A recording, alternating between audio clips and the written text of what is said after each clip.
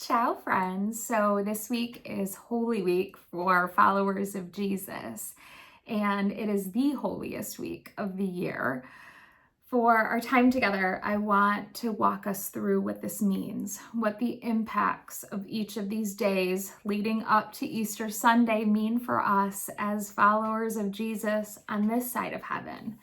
We're going to spend time walking through the last week of his ministry and implications of his actions during that time. So I know a lot of times we can get caught up in the bunny rabbits and the Easter egg hunts and all of those things, those worldly things, but we know as Christ followers, this week is about a rugged cross and an empty tomb and a Savior who defeated death and rewrote the greatest love story that was ever told.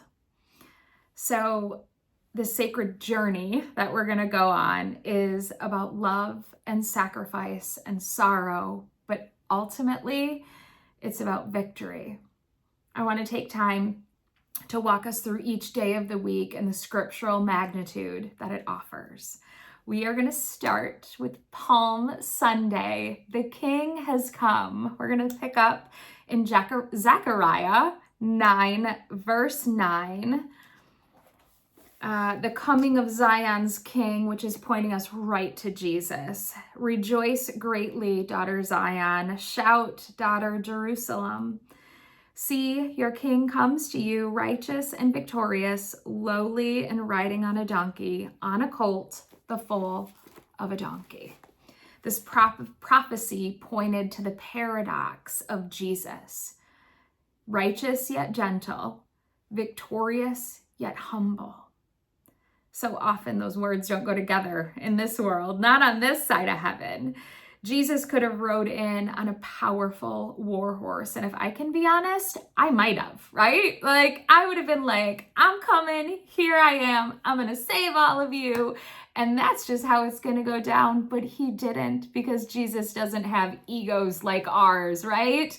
He chose a donkey because it symbolized peace and it symbolized servanthood. In God's kingdom, greatness looks much different than greatness in this world that we live in. It looks like humility, and it looks like peace, and it looks like obedience. I want to flip to Matthew 21. We're going to spend quite a bit of time in these scriptures of Matthew.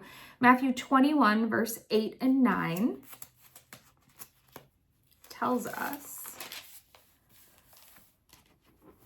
the crowds that went ahead of him and those that followed shouted, Hosanna to the Son of David. Blessed is he who comes in the name of the Lord. Hosanna in the highest heaven. We see a really prophetic moment here. The people see Jesus as the promised Messiah. Like, they are recognizing him as that. They erupt in the shouts of Hosanna, which means save us now. They laid cloaks and palm branches, which was a sign of honor and royalty. They saw him for who he was, but they did all of it misunderstanding the kind of king he was. He didn't come to overthrow Rome like they thought. He came to overthrow sin for eternity. Those voices that shouted Hosanna on Palm Sunday are the same ones who shouted crucify him only a few days later. Remember, praise is so simple when it's popular. It's easy when it's popular. It's easy, right? Follow the crowds. True lasting discipleship, though, follows Jesus even when the crowd turns. Holy Monday, Jesus turned tables and he examined hearts. On Holy Monday, Jesus showed up at the temple and everything changed. In Matthew 21, 12 to 13, Jesus at the temple, Jesus entered the temple courts and drove out all who were buying and selling there. He overturned tables of the money changers and the benches of those selling doves. It is written, he said to them, My house will be called a house of prayer, but you are making it a den of robbers. Jesus tipped those tables, but it wasn't out of rage, right? It was from an intense devotion to protect what was sacred, right? It was this zeal, this intense passion to have to protect what's sacred. He was restoring God's house to holy purpose. He knew he had to clean house before he left this earth. The temple was a place of communion with God, but it had become corrupt by greed. This is a powerful reflection moment for us. Our homes are houses of prayer and sacred places. What needs to be cleaned out of them? What distractions do we need to drive out of our homes? Psalm 24, 3-4. Who may ascend the mountain of the Lord? Who may stand in his holy place? The one who has clean hands and a pure heart, who does not trust in an idol or swear by a false god. Friends, access to God is sacred. Clean hands are our actions, and a pure heart are our intentions. With reverence and a desire to draw near to God, what tables in your heart need to be flipped? We all have some. We just have to be bold enough and strong enough to know that it's time to do the flipping. Holy Tuesday, the heart of life from the voice of a king. Matthew 22, 37-39.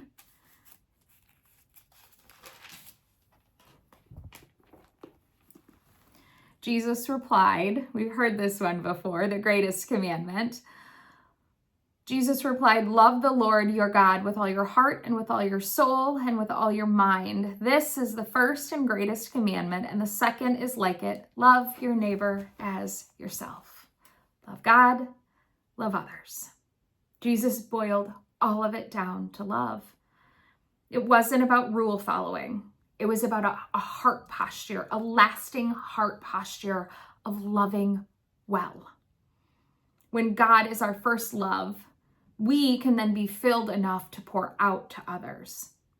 It's a pouring that never stops because we're always filled by him. Matthew 23, 11 and 12.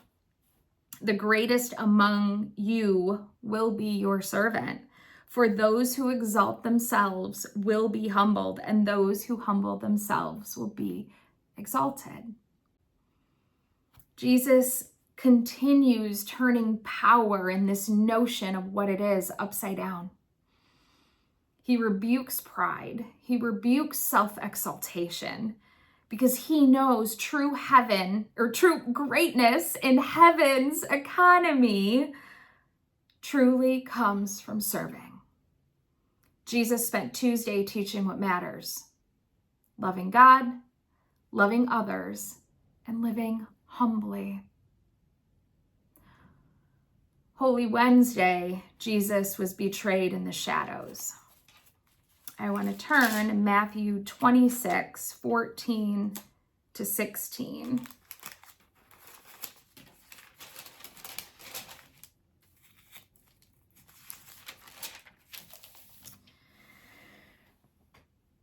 Then one of the 12, the one called Judas Iscariot, went to the chief priest and asked, "What are you willing to give me if I deliver him over to you?" So they counted out for him 30 pieces of silver. From then on, Judas watched for an opportunity to hand him over. My loves, take heed here. This is a warning for us. Judas's betrayal shows the absolute danger of hidden sin and unhealed wounds. We all have them. Judas was one of the 12. He knew Jesus. He saw miracles firsthand. He was literally right there as the miracles happened before his eyes. And yet he let his heart drift. Pay attention to the warning that Judas's life is showing each and every one of us. It's unpopular to talk about, but we have to. Judas's betrayal wasn't sudden. Betrayal never is. It likely grew from something so little and so seemingly insignificant. And it grew and it grew and it grew. A thought, an action. Judas shows us the absolute danger of proximity without intimacy. You can literally be this close to Jesus, close enough to touch him, and still have a heart that's so far away. We have to stand guard. We have to stand firm. As Christ followers, we need to know Jesus personally, deeply, and daily. We have to, because the drift will happen. And when it does, if we're not careful, it can be catastrophic. Judas exchanged eternity for 30 pieces of silver. What's your price? What are you holding on to that's keeping you from Jesus? Friends, figure it out like your life depends on it. Figure it out like your eternity depends on it, because it truly does. Maundy Thursday, the evening before the cross. We're going to go to John 13, verses 14 and 15. Now that I, your Lord and teacher, have washed your feet, you also should wash each other's feet. I have set you an example that you should do as I have done for you. Washing feet, as you may know, was the lowest of servants' jobs. And our King, Jesus, he did it. He did it willingly without being asked. He didn't do it out of obligation, but he did it out of love. Luke 22, 19. And he took bread, gave thanks, and broke it. He gave it to them, saying, "This is my body, given for you. Do this in remembrance of me." Jesus wasn't just sharing a meal. He was giving his disciples a picture of the cross. His body broken, his blood poured out. Intimacy, sacrifice, and a covenant love that would change history forever. Jesus offered a love deeper than we ever deserved when he died on that cross. Good Friday is love poured out. I want to point us to Isaiah 53:5. We might know this one. This one's a popular one. But he was pierced for our transgressions. He was crushed for our iniquities.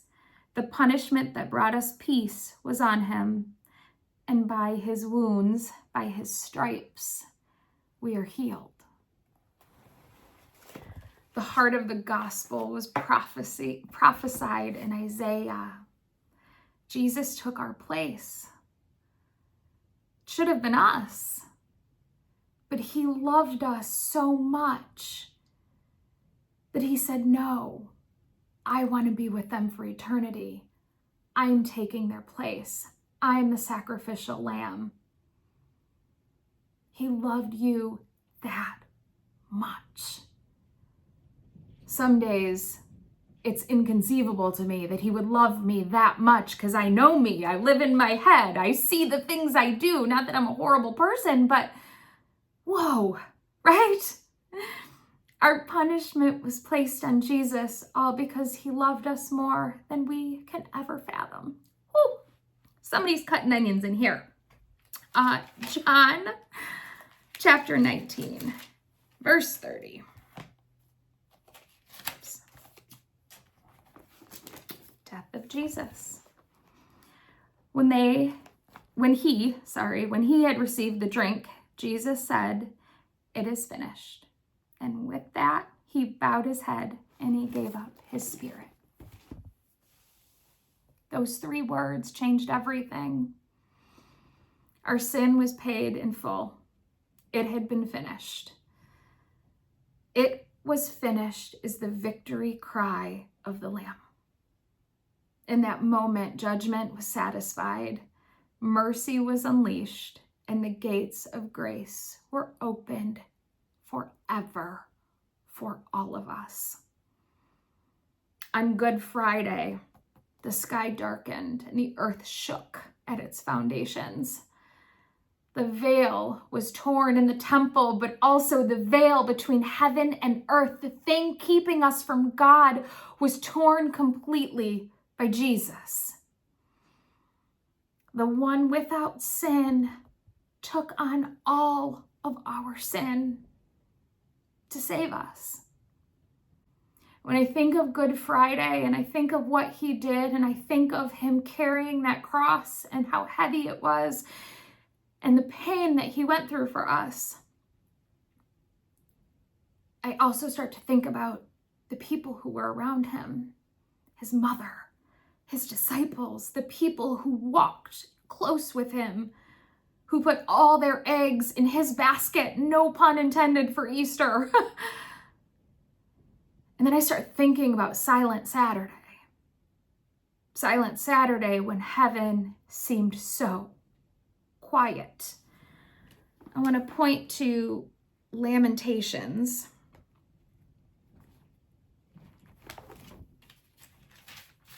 Chapter 3, 25 and 26.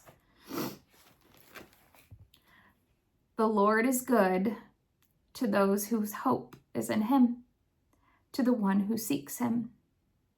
It is good to wait quietly for the salvation of the Lord. On Silent Saturday, I can't help but think of those faithful followers. To put myself in their shoes, to think, what must they have thought? Everything they knew, hope, had been completely lost. To them, it was over. There was they looked and they watched him die. It was done. And it's interesting about Silent Saturday because it was the Sabbath. That's why they took him down off the cross before sundown. On the Sabbath, you couldn't do anything. You couldn't busy yourself with the things that we like to busy ourselves with in this world. They couldn't clean the tombs. They couldn't work. They couldn't do anything. They had to sit in the silence of the horrific events that had just unfolded before their eyes. Silent Saturday for them was so dark, and maybe you're facing a dark, silent Saturday in your life. Friends, remember, on the most silent of Saturdays, God is doing the greatest work. The world waited in darkness, but salvation was already in motion. They just didn't know it. We live on the side of heaven where we know Saturday wasn't the end. We read these stories and these accounts and we know Sunday's coming. They didn't. In your life, maybe there's not a Sunday coming that you can see, but take heart because God is doing what he does behind the scenes. We can always hold on to hope, no matter what. We know what Jesus is faithful didn't. Resurrection Sunday was coming. God wasn't absent then. And he surely is not absent now.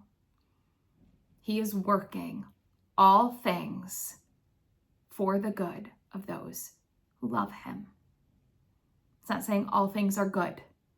He's working them for his good. All of this leads us up to Resurrection Sunday. My friends, he is risen. Matthew 28. Verse 6. He is not here. He has risen just as he said. Come and see the place where he lay. He's risen, and I'll give you the evidence. So good. Friends, the tomb is empty. Our Jesus is a promise keeper. No matter what, he keeps his promises. He kept his word. Saturday was dark and it whispered defeat. And I have to believe the enemy was just whispering in the ears of his beloved, saying, it's over, you're done for. But on Sunday morning, that tomb was empty, and Sunday thundered victory. The stone wasn't rolled away so he could get out. Perhaps I think the stone was rolled away so we could peer in, see the empty grave, see the risen King, see that love truly won. Resurrection Sunday gets to be the heart posture of our life. We get to walk through life knowing we can do it in victory because it's already been won on heaven's side. Friends, he is risen and he is reigning, and our God is not done yet. Happy Holy Week. Happy Easter. My friends, no matter what, there is always something to be grateful for. Cheers.